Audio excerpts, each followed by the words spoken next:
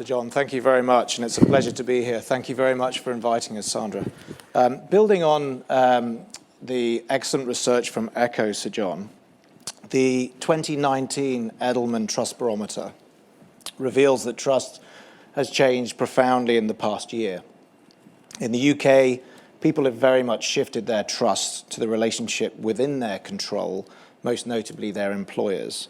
So globally, 75% of people trust my employer to do what is right, significantly more than NGOs, business, the media and government.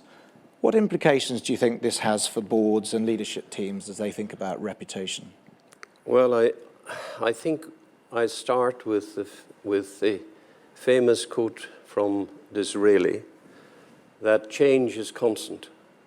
And we as leaders in boardrooms with the privilege of leadership have got to adapt and keep adapting to a world that's changing around us and to the expectations of society. But I do want to underscore something that I believe is very important. First of all, I think we as businessmen are pretty lousy at our communication to the general public. We do not explain ourselves very well. And I believe that the purpose of business should be better spelt out by those of us that have the privilege to lead. And perhaps we'll come into that in some detail later. But I would just make the point that I've done some research on the importance of business in society before we talk about the social importance that we can bring. First of all, the taxes that's raised in the UK from the private sector, which employs around 23 million people, brings in roughly 27% of the tax that's brought into the revenue. That actually pays for our education system and our health system. And I'm not sure how many, even in this room, would have known those facts. I didn't know those facts until a short time ago. The second layer is the dignity of employment. And I believe that it's very important for the stability in society to have stable employment if we can manage it. The employee tax that's raised, apart from the corporate tax that I referred to, the tax from individuals and national insurance in the private sector lifts the 27% to 57% of all taxes raised. An extraordinary number. Which is an extraordinary number. And then, of course, beyond that, you've got VAT, and you have the tax in the public sector, which employs another 5.5 million people. So business is very important for a stable, healthy economy. And what's more, we should appreciate companies that can actually grow their profits and grow their activity and grow their tax base. And I think that that's celebrated much more in the United States.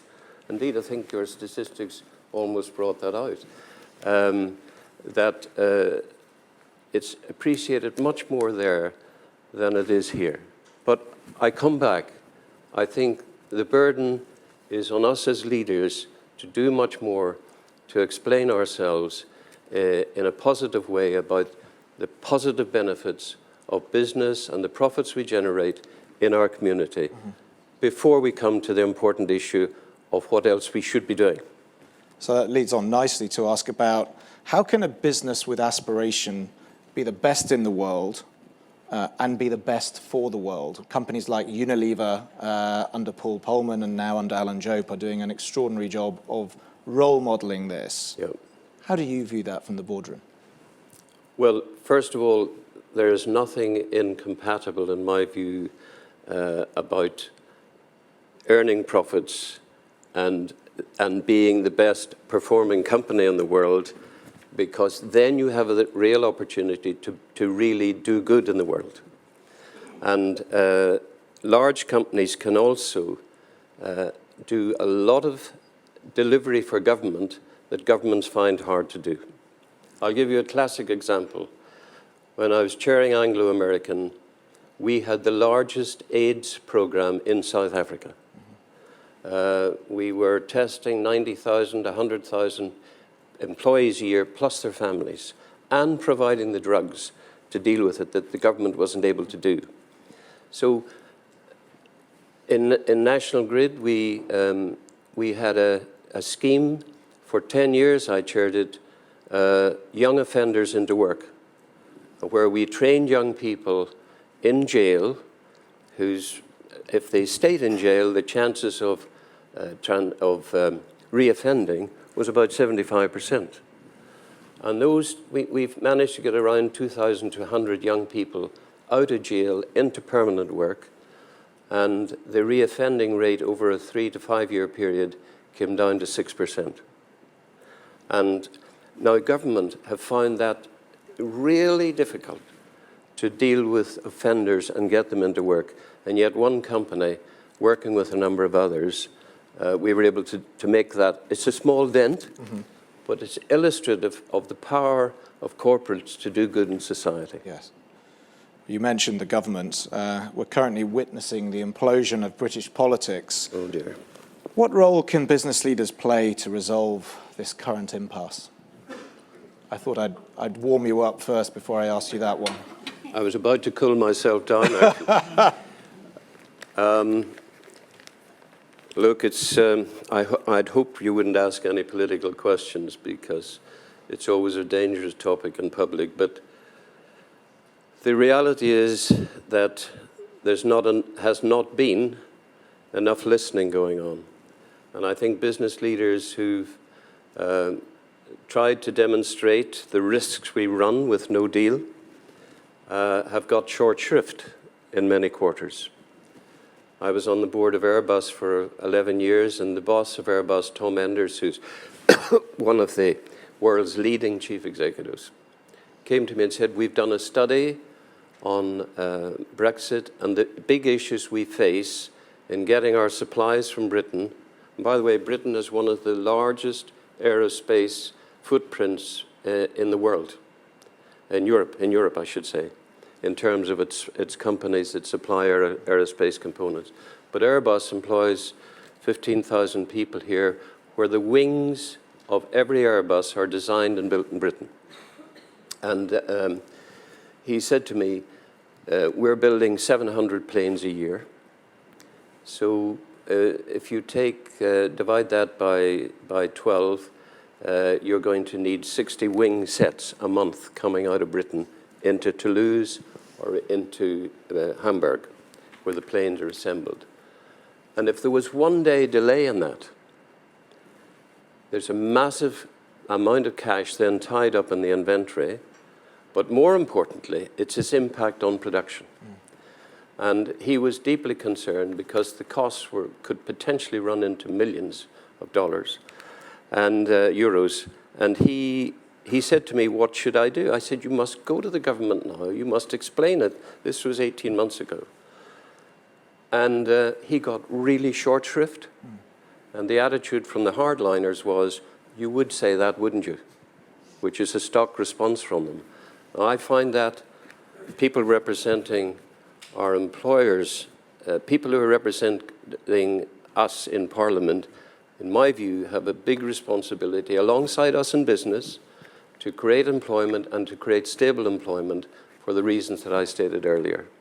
And when that doesn't happen, I'm afraid I get upset. Oh, quite right. But could you pass on to another question? Fortunately, you have a profound understanding of the world outside of the boardroom, whether it's political, social, or environmental. What advice would you give to aspiring CEOs to deal with this VUCA world that we live in today? Well, first of all, if you've been given the privilege to lead as a CEO and a chairman, you must bring a team of people together in your boardroom that will be the best you can get, who've got a broad skill base that can deal with any problem that enters the boardroom door. But the wisdom, the collective wisdom, and I stress the collective wisdom, and experience and skill sets should produce strategies that annually are examined and built to deliver the best performance from the company you can. You must start with that as the leader. You have a duty to those who have trusted their money as an investor in your company, be they pension funds, be they individuals. We have a duty to care for their investment. And so you've got to start with that, and you've got to ensure that you drive the company to be as efficient as possible, creating stable and hopefully even growing employment, and you've got to invest above all and be innovative for the future and have a sustainable program for the future, be it environmentally focused or other business lead focused. It's then that you can turn, when you've got the machine that can produce the profitability, you can turn and encourage your employees to be involved in big social issues. And I can think again on National Grid, we supported every year for a number of years the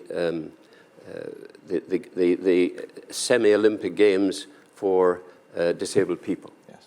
And it brought in a huge number of employees to be involved day by day. And it was a remarkable involvement for them in a very, very important thing to do. Again, corporates can do a lot that governments are not able to do. And we should be willing to take those burdens on. And I think there is no substitute for a boardroom focusing on the performance of the business that they must run, and secondly, focusing on how to be a responsible citizen, contributing as much as you can to society. But your first duty is to produce for your investors and to create stable employment, because I believe passionately in the dignity of employment, and I believe it's very important for the stability of society that we have companies that can do that. Let's stay with that point for a moment.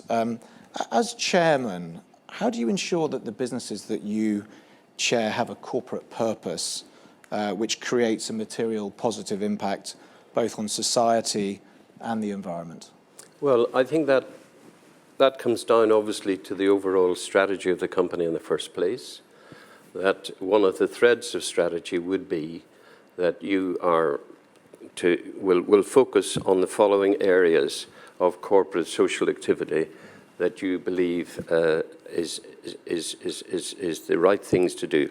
And one thing came out of this survey I find rather interesting, was the fact that the statistics to me emphasize the importance of big businesses actually acting locally, because it was the local dimension that was very important. And if you're running a large international company, the one thing you must do is to ensure that your programs of social activity and so on are actually focused on the local requirements, not on some top-down, this is the medicine we want to subscribe.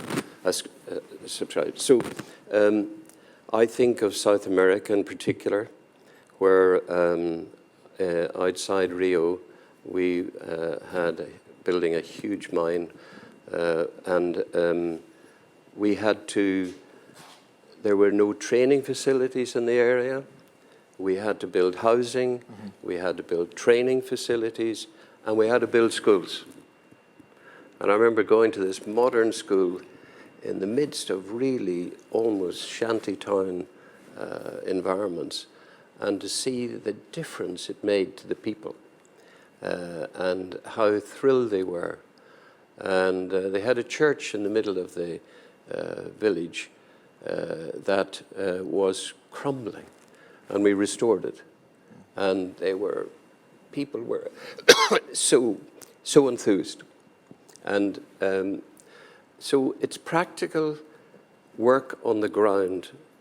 And part of it is your license to operate as well. Absolutely. So, John, I could monopolise you all afternoon, and us headhunters like to talk, but I think it's probably the right time to open up now to the audience for any questions. So, if you do have a question, perhaps you could stand up, let us know who you are and the company you represent. And if my eyesight's not terribly good, so if you're at the back, please wave as well. Gentleman in the second row, if we've got a microphone. Thank you. Jan Dowman from Intermatrix. There's a microphone there. Oh, sorry. Jan Dowman from Intermatrix. So, John, one question about boards and the role of independent directors, if I may. There's been criticism in both the states here that a lot of so-called independent directors aren't really independent, but are tied to the CEO in one way or the other. And therefore, there's a real conflict of interest. They're not able to fulfill the roles that you just mentioned are essential. Do you see this as a big issue, and is it changing? That may be a question for you as well, because it's an abuse of capitalism when you have conflicts of interest of that kind. Well, first of all, I have not chaired any company where each individual director was not independent of the chief executive, and certainly not dependent. And the reality is that the way nominations committees are set up today, which is a change from the past, then sometimes that committee is chaired by by an independent director or by the company chairman. I've always felt it was my duty as the chairman to chair that, because like a football team manager, I want to know have an influence on who's going to be on the playing field. But the independent directors form that committee, and it's not the voice from the chairman really at the end of the day, but they choose the independent directors, not the chief executive. Chief executive will have an opportunity to view them, of course, but he will not have the casting vote as to who comes on the board. So it has changed over the years. I think your assertion maybe could have been right in some boardrooms 15, 25 years ago. But it would be a poor board where you nodded every decision of the CEO through just because his pals were in the boardroom. That's not a board. Lady in the second row. Thanks. Alison Maitland, writer. How far do you think that large companies particularly, should go in filling political vacuums? And I'm thinking, as an example of, in America, how Starbucks and other companies moved forward and actually spoke out very strongly about hiring and employing refugees. That's just one example, but obviously there are others too. And that was quite clearly in opposition to the political tendency. Well, I think leaders in a company have to always do what's right for the company and its employees. And if there's a fundamental thing happening in society that's going to damage that, we should always have the courage to speak out. I don't think we should automatically seek a political voice. I think we should use our influence with governments and government departments behind the scenes, as we do. And only when you fail to get any movement or any response do you go public. And I think of Airbus and Tom Enders. Tom Enders did go public and made it public, whereas he was trying to have a quiet conversation with government, but got turned away. And so he made it public that Airbus had very deep concerns about not having an agreement for materials or people to cross borders. And then it became a public issue. Gentleman about 6 rows back. Rod Cartwright from the Ronseal-inspired Rod Cartwright Consulting. So, John, you've talked about trying to strike the balance between profitable growth and social responsibility. From the organisations you lead or others that you've seen, where do you feel the main impetus comes from when organisations get that right? Well, in some organizations, you have it naturally inside the DNA of the organization. And I plucked out a quotation from Sir Ernest Oppenheimer, who founded the Anglo-American company 100 years ago in South Africa. And he said, the aims of this group have been and will remain to earn profits, but earn them in such a way to make a real and permanent contribution to the well-being of the people. And that actually, I ensured that that poster with that quotation remained inside many of the offices of South Africa, of Anglo-American. And so there are some companies you go into where you've inherited, it's inherent within their DNA to act responsibly. But the reality is, and as I said in the opening remarks, I don't think it's ever been more important that the tone from the top in the boardrooms, and it starts at the top. It starts at the top. They say the fish rots from the head. And if the company is not responsibly led from the top, and that the chairman and the chief executive together take the time with the board to establish the values by which we're operating, and that's part of your strategic aims, in fact, that we will work within this range of values. And that is an absolute critical in my view. So it took me a long time in my leadership journey to understand the power that you have to influence the direction and tone and focus within the organization. You can change an awful lot when you've had the privilege and power of leadership. I think we've got time for one last question. Gentleman at the back. Thanks. Alistair Donald, I'm from the Academy of Ideas. It seems to me that if someone's ever asked to proclaim their innocence, then the more and more and more that they proclaim that they are innocent, then the less we tend to believe them. And I often wonder if it's a similar situation with companies that are forced into a situation of proclaiming how trustworthy they are, that the more and more and more that they proclaim that they should be trusted, that the less and less people are in believing that to be the case. And you know, we've seen over the last few years the explosion of things like corporate social responsibility and all sorts of initiatives that are meant to demonstrate that companies should be trusted. And I just wonder if you ever think that it actually works like that sometimes it's just too much and companies would be just better getting on with the businesses that they do. Yeah.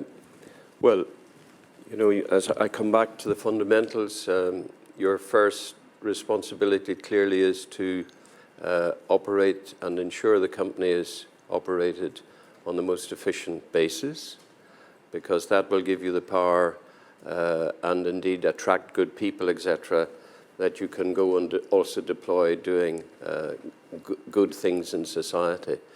But you know, business has been given a bad name in many instances by the few. There are the few who have, by sheer utter greed, have not done a good service to industry and to business. And that brings opprobrium on all of us. So responsibility within the company, on remuneration, etc., is a critical in this mix as well. And I think that unless you have a healthy company, you cannot afford almost any resource going into social responsibility activities, some of which cost quite a lot, I mean, our AIDS program in South Africa cost us huge amount of money, but it was the responsible thing to do. And so I come back to what Jonathan said. The question he put to me was, how do you be the best in the world to be do the best for the best for the world? And it's that balance that we have to ensure. And I think that there are many companies who are doing great work in society and not actually massively publicizing it. And I think that also tends to be where I would be. But at the other hand, there is so much desire for information now, and the Twitter accounts and all the rest of it. Social media has changed the whole communication pattern, and that inevitably has changed life for a lot of us. Well, Sir John, thank you very much indeed. It's been an absolute privilege to talk to you this afternoon. Thank you very much.